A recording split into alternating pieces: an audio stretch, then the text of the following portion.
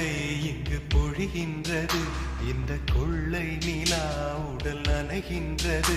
இங்கு சொல்லாத இடம் கூட குளிர்கின்றது, மனம் சூடான இடம் தேடி அலைகின்றது.